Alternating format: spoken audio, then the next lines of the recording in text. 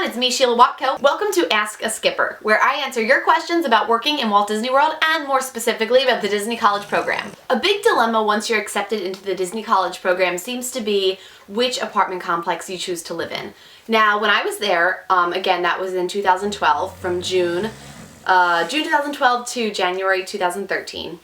And when I was there was Vista Way, there was Patterson, there was Chatham, and there was the Commons, and at the time the Commons was only for international Disney College program kids.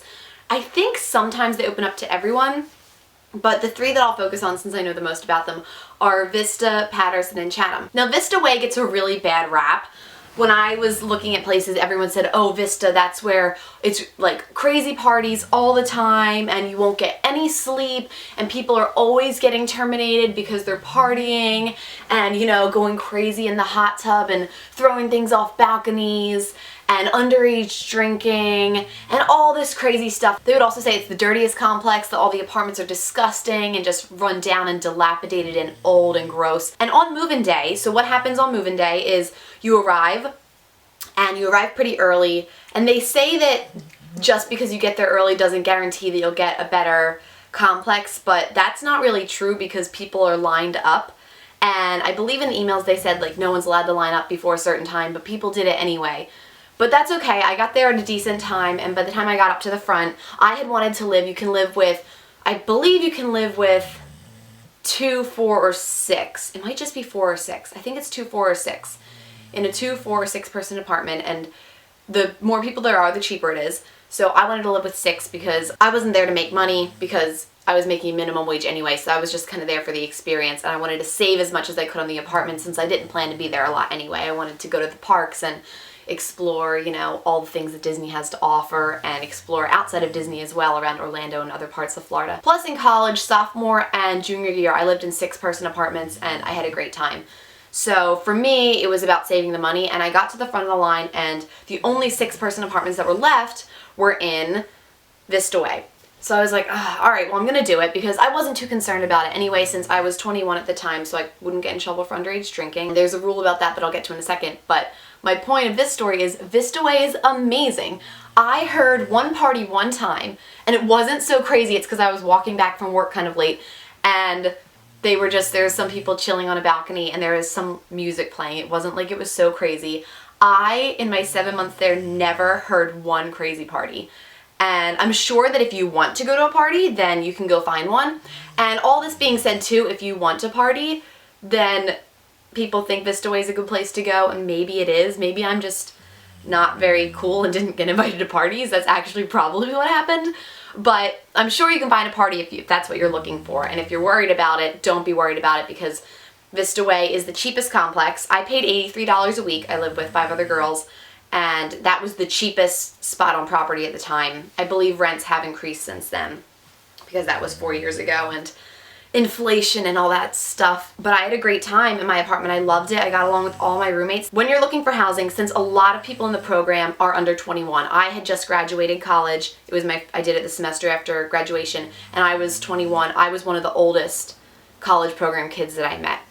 There are exceptions. There's some people who went back to school and they're like 26. My downstairs neighbor was 25. But for the most part, I was one of the older people in the program because so many people are freshmen through senior year, and a lot of them aren't 21.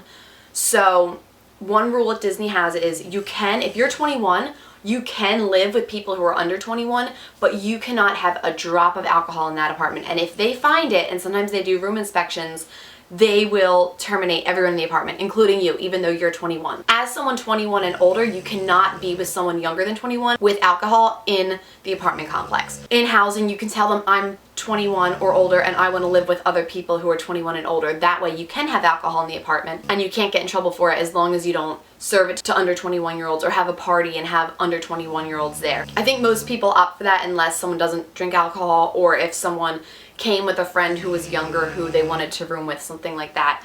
Those are less common cases, but for my part, I told them that I was 21 and I wanted to live with other people who were 21 or older. So my 5 roommates and I were all 21 and older. So there was no issue with alcohol. So that's something that's really important. When you go into it, you need to know that information because Disney does not mess around, as I believe I've mentioned before.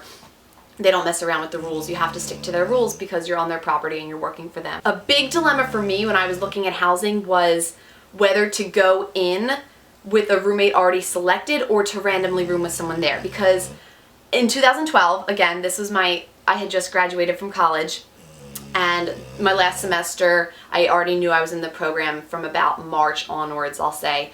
So for the last 2 months of school, I was kind of looking at everything online that I could find, and Facebook at the time, so when I was going into college, my senior year of high school, that was the first year Facebook was even getting popular at all. So I know kids now, when you're going to college, you look online at your school on Facebook and you can find groups about people looking for roommates. Well, I didn't have that. That's something that was totally new to me. Facebook wasn't big when I was going into college. It was just getting big, so no one had groups where they were looking for roommates. I guess there probably were some, but they were not common at all.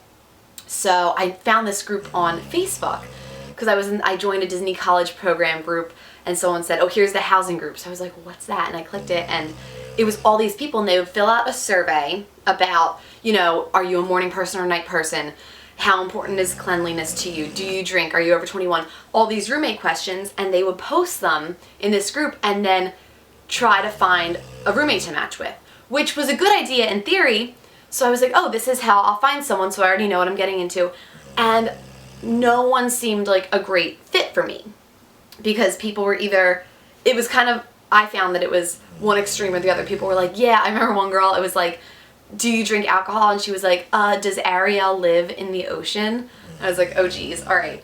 This is the kind of person I'm dealing with. Or there were a lot of people who were like really, really, really intense about Disney, like, every single day, I need roommates who are going to go to the parks with me, and we're going to buy all the Mickey ears, and we're going to buy all this stuff, and we're all going to cook together, and we're going to sing Disney songs while we cook. And I love Disney. I've grown up with Disney. I love Disney a lot.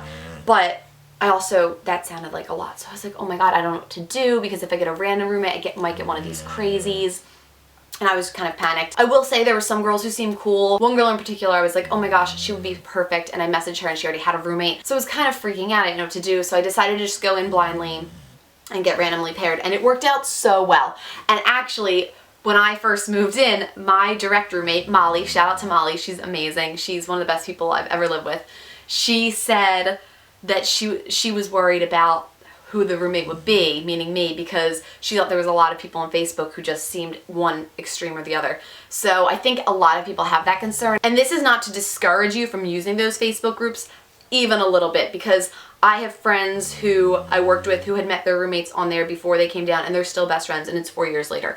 Or, after they did the program, they went back down to work full time. They live with these people again, and they still live together. So it can definitely be a great tool. The point of this part of the video, I guess, is if you're concerned that you're not seeing someone who sounds like a good fit, don't worry about it. Go into it and just get randomly paired, and it can't be any worse than pairing up with someone who up front doesn't sound like a good fit. You may go through a few different roommates, because when I was there, I lived with 5 other girls. There were 6 of us total. My roommate, Molly, and I stayed in the same room the whole time. She was great, all 7 months. My friend Lisa in one of the other bedrooms, she was amazing.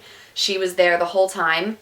And then 2 of my friends who I loved, they were 2 of my roommates as well, they left because they got full-time jobs at home in their respective industries, in what they studied at school, which was not, they didn't want to do hospitality or anything. They were just kind of there for the experience. So they ended up getting offered jobs. So they moved home. So we had openings. So I experienced a few different roommates, which was kind of nice because I got to meet more friends. And we had a girl from Norway and a girl from Mexico. They were part of the international college program, and they worked at Mexico and Norway in Epcot. So that was fun.